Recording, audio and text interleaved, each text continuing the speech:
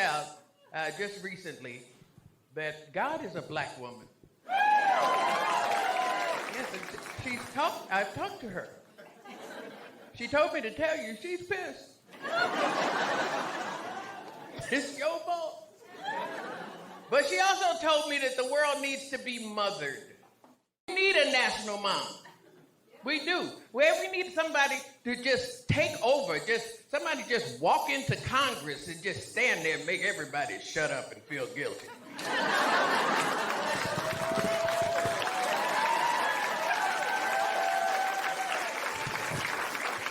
Who did this? No, don't be pointing at each other. Ain't nobody leaving here till y'all clean this shit up. Sockless. Hey, hello, everybody. This is the Funny Women of a Certain Age podcast, and we are joined by the merely marvelous Marsha Warfield, who you just heard, and by Leighann Lord, and I am your host, Shelly Colman. Marsha is joining us from Las Vegas, or as my dad used to call it, Lost Wages, and Leighann is in Queens, New York. I am in Brooklyn, New York, and I don't know why I say that every time, but there we are. So hello, Marsha Warfield. Thank you so much for joining us. What a pleasure to talk to you. Thank you for having me, but I think there's a little bit of fraud going on here. This woman here is not of a certain age. She'd have to go home and simmer for a few more years before she qualifies to be on a show about women of a certain age. Are you talking about Miss Leighann Lord here? Yes, these little young whippersnappers.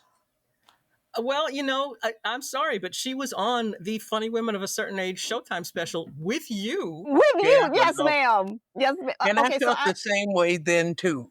I'm representing the baby elder spectrum of the show. There you go. Baby elder demographic.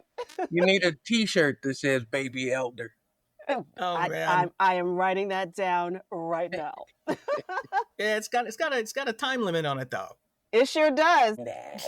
Can't be a baby elder forever. You can pass, and it gets funnier the older you get. That's true. Yes, I can pass. Yeah, I've heard that my whole life. All right, so let me. And I don't like to call it passing. I think of myself as a stealth Negro. All right. So, Marsha, first of all, let me ask you: how did you get attached to Funny Women of a Certain Age? Well, social media, and I happen to be old. I think that's pretty much the qualifications that I, bring to the table. And so, if that's all it takes, here I am. All right. Well, we got you. So that's all that matters. I just have to ask you this. Why did you retire? Because you retired at one point, didn't you? Yes, I retired for a good long 20 years or so until my nephew graduated from high school. Is that why? Yeah, pretty much. My sister was a single mother, and I was having some problems of my own, and I went to visit, and it was obvious that she could use a hand and I could use a place to stay. And so what started out as a retreat for me, I was living in LA, to just go chill out. Then it turned into almost 20 years at home. Wow. And apparently it did you some good because you look fantastic and you came roaring back when you did.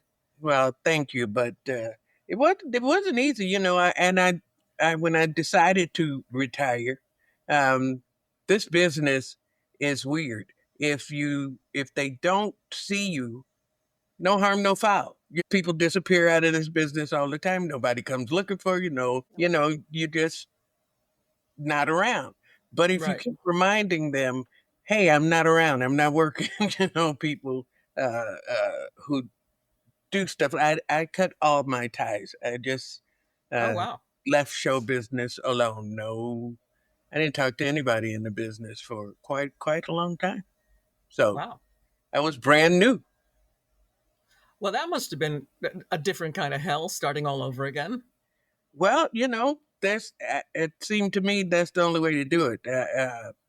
I had forgotten how, and the things I had done before didn't fit anymore. The jokes about being 30 years old and, all that, and a straight woman, passing. Mhm. Uh, they just didn't fit who I had become. So I had to start all over from scratch. I literally had no material. I had to make it up as I went along. And I told the young people, because I went back to the bars, to the open mics, to the, you know, let me go on at your birthday party kind of thing. And I told them, like on the first few shows, I said, you see this 5 minutes, barely 5 minutes, the same material will be an hour and a half in a few years, but it has to start from those bare bones seeds Right. that you nurture and let grow. So it took, that was 10 years ago. So it doesn't happen overnight, but there are no shortcuts. Yeah. Yeah. I when I became a Marsha Warfield fan was back when you were a baby comic and I was a baby wannabe comic. I have a very sharp Same. picture in my head of you being on some TV show, couldn't tell you what it was, and you told this joke which I am not going to do justice to, but this just killed me. You said something like somebody did a poll asking women what's the first thing they notice about a man, and they said his eyes. His eyes. I have eyes. Yeah, but And hear that. that the reason that I loved that joke so much was because the nanosecond between the punchline and the laugh, there was that you could just hear the audience going, "Oh!" Yeah, So that just hooked me. that was Same. one of my anchor jokes, you know. Yeah, yeah. But Yeah. Well, it's no, No. definitely lodged itself for me. Yeah, no, Marsha, I mean, I feel like I tracked you down on social media. I was so happy when I found you because my comedy experience is similar. It's very foundational. I loved comedy. I was that kid that was flipping channels and I loved comedy. If I saw that brick wall, I was going to stop. And that was it. That was my night. And I remember the first time I saw you, and it was like, in my head, I'm like, oh, we do this? People, you know what I mean? Like yeah, people that look like me do this. It was you and Bertice Berry that y'all just blew my mind. And you were so smooth. You stood there like you didn't give a damn. Yep. You know what I mean? I feel like you had a cigarette in your hand and scotch in the other. You may not have, but it was that vibe. It's like, you're going to laugh at these jokes or you not. That's not my problem. Like, yeah. it was just Well, so smooth. that was fear when I started. What? The fear of rejection, of course, and we put up barriers Yes. when we're on stage and we're insecure, and that mic stand becomes an invisible wall between Yes. you and the audience. And so I was holding on to the mic stand to keep myself safe and slow down and just force myself not come out loud and bombastic because I was terrified in the beginning. Wow. Wow. That makes me feel so much better. I know, right? Because I still catch myself doing that, especially if I'm doing new material. Like, where's this mic stand? Where's my shield? And your glasses too.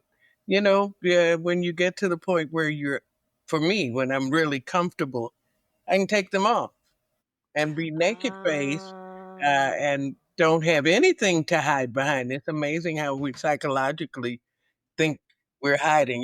We're like little kids. I can't see you, so you can't see me. I And will I will point out to our listeners that all three of us were wearing glasses until just this moment when Marsha took hers off. Right, Now, right. I'm not going to because I would fall off my chair or something. I'm that blind. So they're going to stay on. I apologize if I'm that's age a blind. shield between me and you. Age blind is a necessity now. Yes, Otherwise, I yes. might fall off the stage. So last night I watched an episode of The Upshaws, which you were on. You played Mike Epps' mom Right. with Kim Fields and one of my other favorite comics, Wanda Sykes. Yes. She's another one. I just sit there and I'm like, wow, she kills me. She just also, she's got the silliest voice in the world. It grows on you. You forget it. Yeah, at first it's like, you take notice of it, and then after a while, she just becomes very It's just comfortable Wanda. and fluid. Yeah. Oh well, yeah, of course. But is this the first time you've worked with her?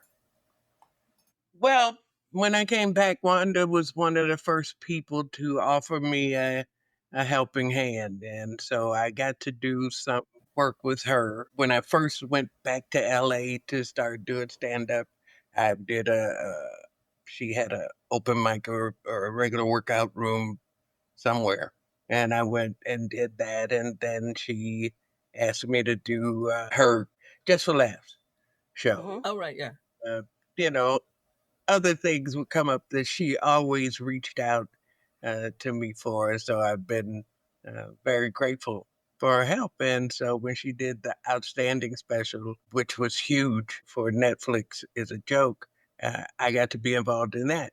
And I felt like a fraud because there were all these LGBTQIAMPWI stuff, people who had fought the good fight, who had taken a stand, who had come out and let the chips fall where they may. And here I was, 65, 8-year old newbie, just peeking out, saying, I'm gay too," and so it was nice to be included in the show. But I felt like I got to give it up for y'all. Uh, Mm. you did the work, not me, not in that But arena. But you, Marsha, I'm sure you know this. That story does speak to folks because there are folks. You're not the only one, and that's what we do when we get on stage. When we speak our experience, we're also speaking other people's experience. I mean, I think that's part of the magic for comedy. No matter where you are in your life, somebody in the audience is out there too, and we get to reflect for them. They get to feel seen through us. So I That's get what you're pretty much saying, but your story is somebody else's story, and you bring it. that's pretty much one of the things I decided to do. So many people in this business were in this business for years and never could speak up and speak out, Yes. and died with their Yeah. secret. It really is not a secret, with those secrets intact. And um, when Luther Vandross did that special, that documentary, and it came out, the whole Patti LaBelle thing told on him and said he was gay and all of that. And I posted about that on social media, and there was a big outcry from people. It wasn't up to her to tell his business. She should have let him have his secret if he wanted to have a secret. And I was looking at my computer going, so we can't even be gay dead? You got to be in the closet your whole life, but even when you die, now you got to seal the door shut. I mean, come on, let the man free. I think you know what. I'm just going to make a proclamation here. You can be whatever you want when you're dead. Like, you think? If not Yes, then when? ex- exactly. What's the expiration date? Like you have to wait 5 years after you're dead to be gay, or 10 years, or 5 years in certain states and 10 years in others. Yeah, Or that's until the silly. video comes out. Right, right. Okay, so I mentioned earlier that I am a proud member of the Marshaverse, which I guess you just came up with that one day. You decided, you know what? I need a crew. I need to have my own cult, my own religion, my own group of people who are mine and mine alone.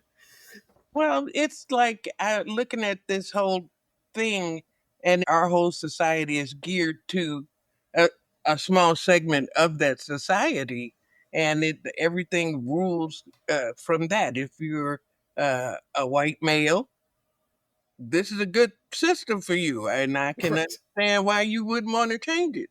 If you're not, everybody else is tiered, color coded caste system, and so it's not all that great. Uh, So I think women are so underempowered. We we don't recognize the power we have. And that's true for most marginalized groups. But for women, if you just say that the oppression of women is much older than the oppression of anybody else, everybody else gets mad. Oh, this is a racist. This is a this is a that. Yeah, it's all that. But from at least the Bible on, women have been designated second class, third class property. Right. And so uh, I wanted to address the women's position in this society. And since it's so patriarchal, I started thinking about matriarchies. I started thinking about, this would be a much better world. We're sitting here debating whether this is a genocide or that is what side are you on? I'm on the side of y'all stop. Period. No more. Exactly. No more. No hitting. I don't care what you're standing there, pissing contests and stuff. My God's bigger than your God. Stop it. And so the world needs mothering, needs somebody you go to your room, sit down and shut up. Because think about what you did. yes, this is stupid now. Write me a paper or look at the wall or whatever I'm going to make you do because you're being a jerk. But we don't recognize that if we could free women, everybody else gets free too. Agreed. I wrote down a quote from the website. In the Marshaverse, women have the last word in everything. That's correct. And the first. Okay. And there is in traditional Chinese medicine, they say if you take care of the mother would take care of the child.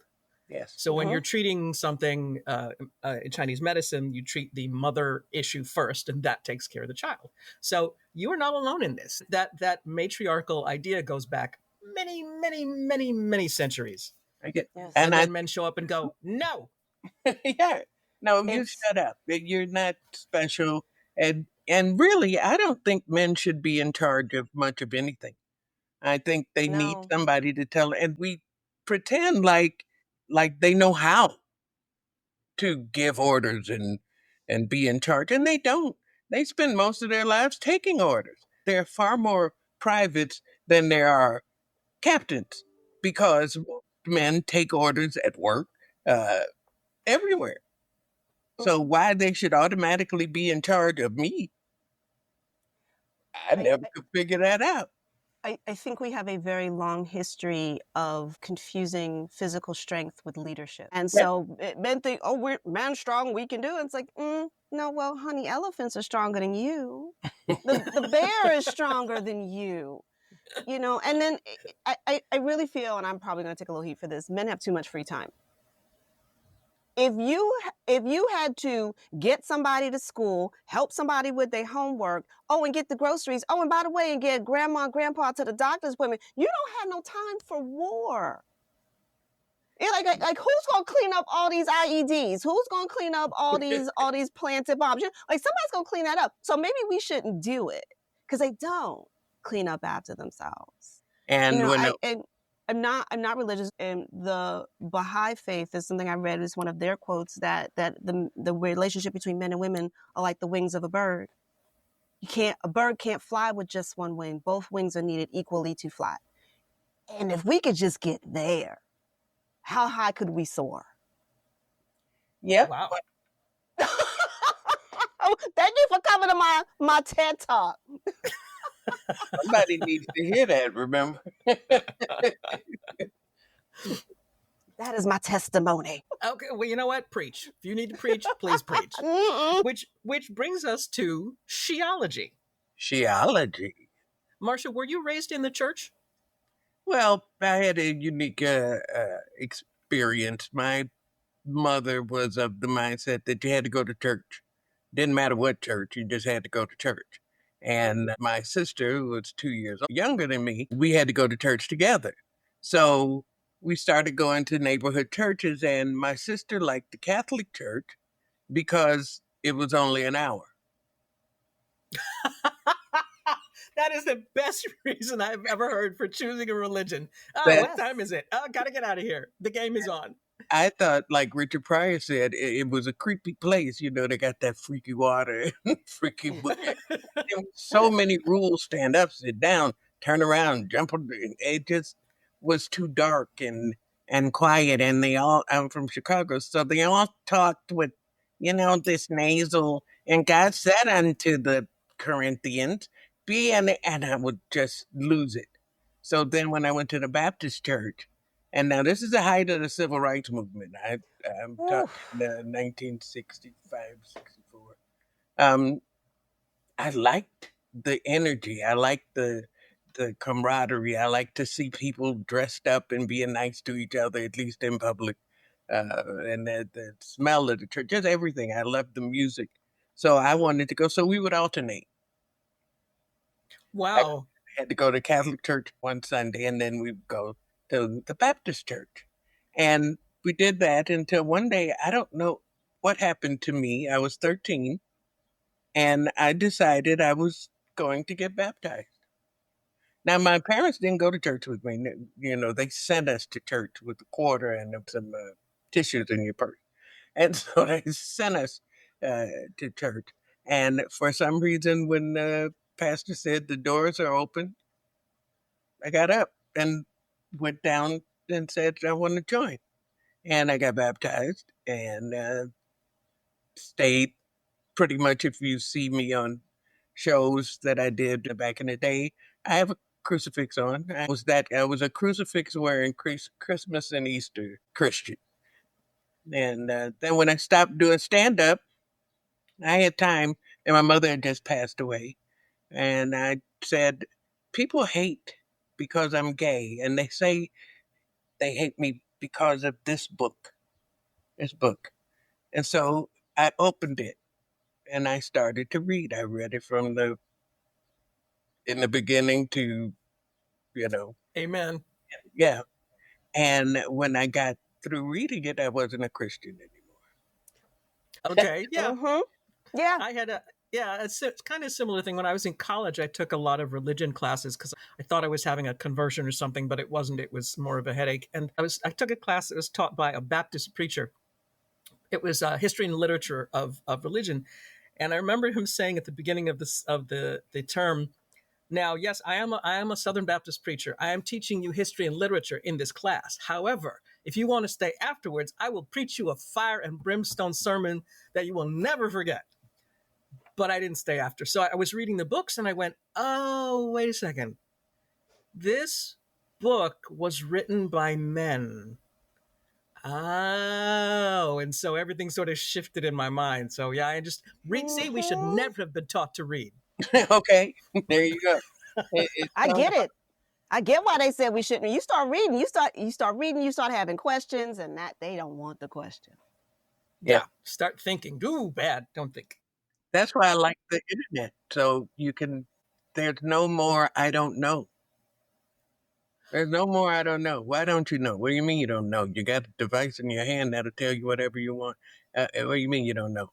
This is the greatest thing in the world. And people who don't see that, because everything has a yin and yang, and they are, oh, it's terrible. It's this. No, no, no. You have not only, you can talk to people, you can hear what they have to say. You can engage with them, or you can ignore them, but you can at least find community and camaraderie and some amazing people when you follow them. I followed Leann's journey with her parents, and I know her. I know Yeah. her from that. It's just to me the most amazing tool, and you can read the Bible on on your phone. So anything you need to know, anything you want to find, is there. And I think it's the Tower of Babel, where people can talk. And now you are like God. Do you not realize what the power you have in your hand? In your hand to be able to talk to millions of people right now. What the hell are we doing? We never could have talked to this many people before. True. So I just think it's an amazing time and an amazing tool. And if we use the AI and the whatever comes along uh, for good, We can. There's the rub. Yeah, that's the rub. That's the hitch in the giddy up for good. But that's why we have Sheology, There because you that is a new way of thinking, a new approach to the world, or perhaps not so new, but a new name for it, certainly. Well, she is the life force, the force that gives life. She is the creative force throughout the universe who creates life, and every religion starts with a creation story. And Right. the biblical one is, and a lot of the ones I read, they're so convoluted. Why you got to go there? She created you. You have umbilical proof that you were created by a woman.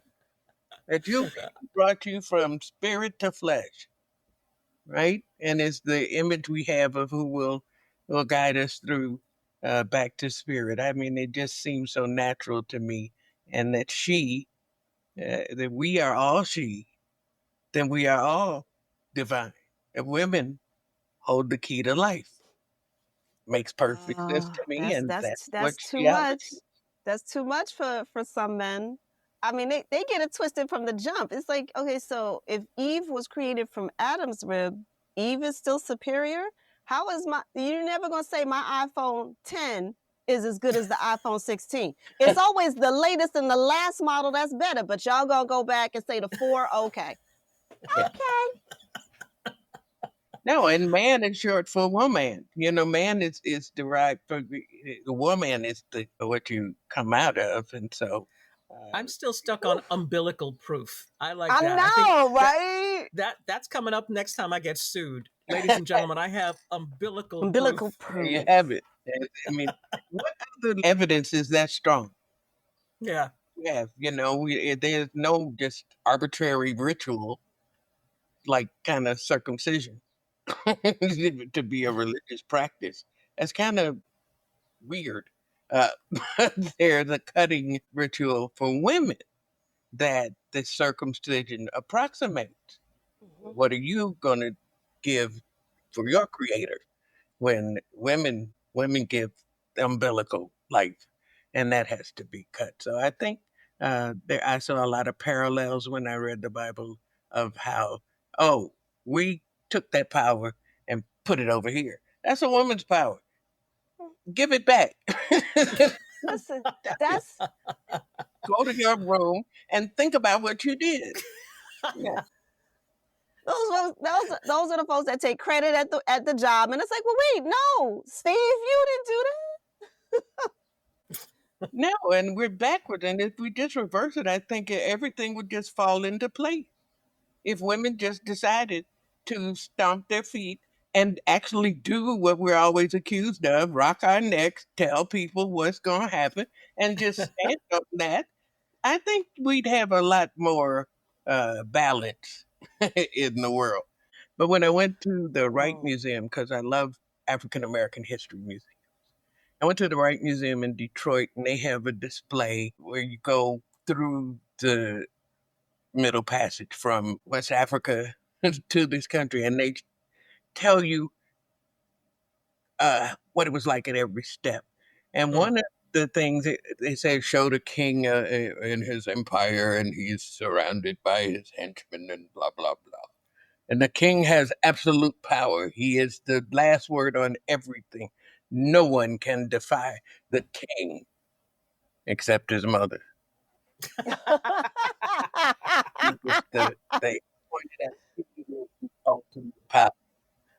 Good. Somebody's got to be able to tell him to go to his room and think about what he did. Think about what you did. Get now and clean up. Pick those up. Take that with you. My son, the king. It's giving Queen Ramunda energy. Exactly. Exactly.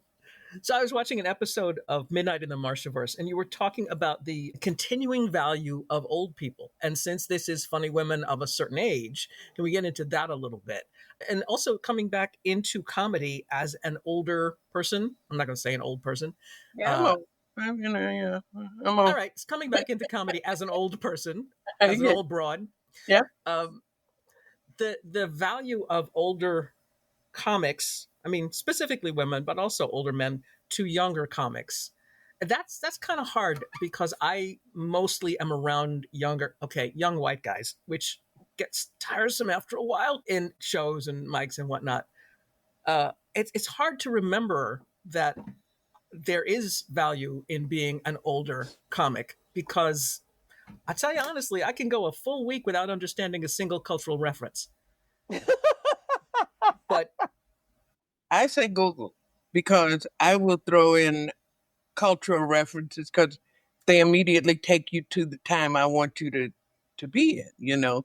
If I'm talking about the civil rights movement, I'm going to use a reference from that era to take you right there. So if you don't understand, that's not my fault. You have the technology. You have it in your hand. Look it up. right. Okay, shut up. Uh, What? my my phone started talking. Oh, see, you have the technology in your hand and it's talking And back to you. yes, Yeah. and technology. Hey, did anybody call me?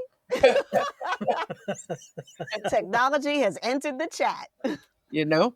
But yes, I think that no matter who you believe, whatever your bigger God is, for some reason they created old people. People who don't have to be smarter than you to know more than you, who can give Ooh. context to the things you're learning academically or you're learning by accident. Old people can kind of help you get through what you're going through by giving you examples of how they went through similar things. And you can absorb that and use that, or you can reject it. But it's nice to know that it's there. Yes. That there is a resource that you can consult that is wise in ways that are comfortable, that are not academic, that are not professional, that are come sit here and let's talk about it. Hmm. Kind of nerd Auntie comedy. auntie comedy. Listen, the first time somebody said that to me, I was doing a show in Brooklyn and I got off stage and it was at a restaurant and one of the waitresses came up to me and she was just so very complimentary. She's like, "Oh my gosh, you have that like that auntie energy." And I was like, "What?" Like my face just fell. Like I'm like, I thought I was just funny. And I felt a little bad at first, but then I'm like, no, that has value. Aunties have value. That those women in your life that are not your mom, but that do that two-finger tap or can let you know or give you that context, that experience. And I'm like, I didn't know I was there, but I guess that was my invitation to sort of embrace the level that I am perceived to be at or was in that particular room. I'm like, okay, I'll do But that that. you're giving them comfort. You're not just giving them jokes. You're giving them, we don't have a lot of moments where we can just just Yes. relax. Where we schedule our schedules. We have to, like you said, you got to get the kids. You got to take. We got to have breakfast. Somebody got Mm-hmm. papers to sign. We got to do. And you didn't tell me that you had something due today. I mean, we have all those things, and we even schedule our vacations. We got to go on vacation first. Get the tickets. Make Mm-hmm. got to take off work. Got to make sure that we cancel that thing and tell them that we're out of town. That when we get there, we're gonna have to take a bus to a car to a train. Get them. I mean, we stay so focused that Yes. something or someone makes you say, "You make me feel like auntie. Like you make me feel so comfortable. I can relax. I can breathe for a moment. I Mm-hmm. can just take that time and rely on your strength." And so that's not only a superpower, it's something we don't often acknowledge and we don't often tell like Mm-hmm. people tell you, "Girl, I'm so proud of you. I know what you've had to deal with. I understand that. Mm-hmm. And I'm so proud of you that you do it with such class and you're so freaking smart and you're so funny and talented, and you called me first. You were the first person to call me your comedy mom, Yes, ma'am. and I am so honored by that title, and I'm just glad I got the chance to tell you that I see you, and I just want to grab your cheeks and give you a kiss. I'll take it. I will take it. Well, Oh, I thank tell you you. what. Next time I see her, I will grab her cheeks for you, Thank and you. I will say, "This is from Mama Marsha." The ones on her face, don't grab her Yeah. butt. Don't grab her. No, trust me. Now Trust me. that's a whole other thing. Yeah, don't do that. You would have to do that yourself. I'm not doing No, that one no, for no, you. I'm not doing that. That's my. No. I'm Yeah, then Okay. now we got to go to HR. okay. No, we don't do that. All right. So, one other thing that we talked about a lot on this podcast is solo shows, because that is something that a lot of comics are doing to sort of differentiate from just their straight stand up. And I understand, Marsha, you have one. It's called The Book of Marsha. That's correct.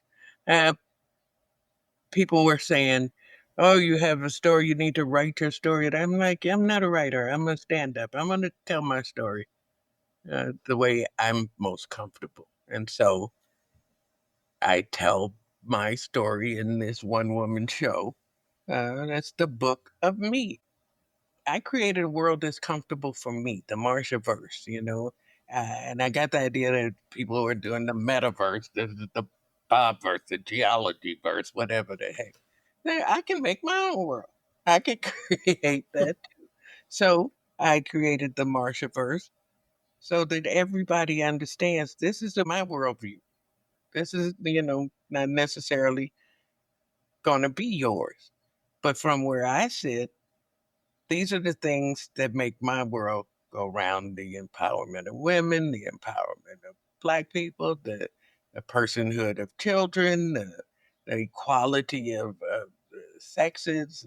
Now, all of that is in the Marshaverse. That is all the focus. And I try to promote that as an actress and comedian and, lightweight podcaster and all that kind of stuff. But all of it is under that umbrella.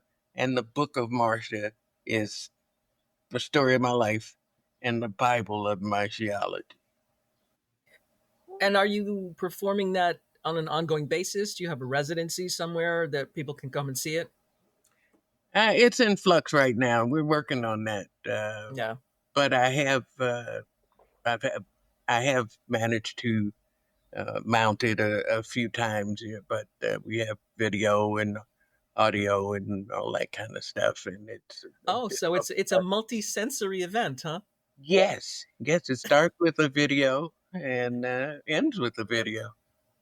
Is there dancing? Is there puppetry? Anything like that?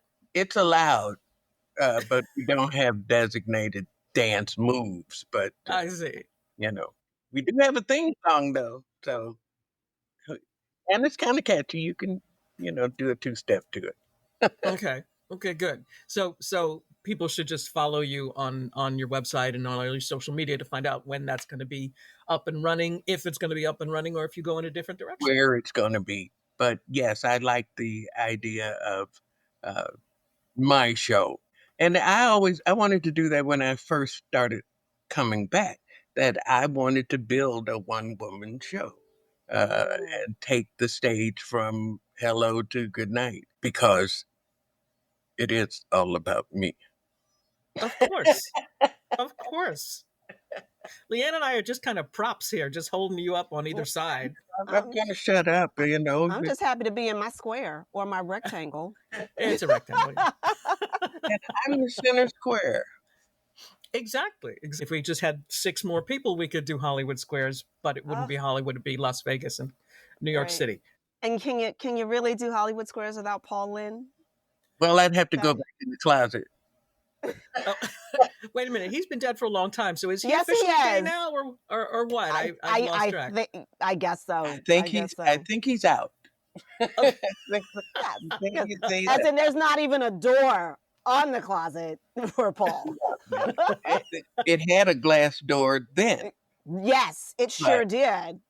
But And now, he's in front So of his funny. square, right in the middle He was there. So funny. Yeah. And I'm clearly showing that I am a woman of a certain age if I'm claiming Paul Lynde as Center Square. Or what's the matter with kids today? Oh my goodness, yes, yes, of course. Paul Lynde playing the husband of, I don't remember And who played his Margaret. wife. And Margaret. Really? Yeah. Oh man. Have you heard about her? And my movie experience for him was he was the voice of Templeton the Rat in Charlotte's Web. Ah, Was he? Yes, he was. Charlotte. Perfect. Oh, Charlotte. That would have to be played by Nathan Lane today, perhaps. Or yes. Somebody else who could put a little spin on that voice. Okay, so I don't want to keep you too much longer, Ms. Marsha, but I do want to mention Night Court, another of my favorite shows with some of my favorite people. And the fact that you got to come back when it came back, that was a little serendipity, wasn't it?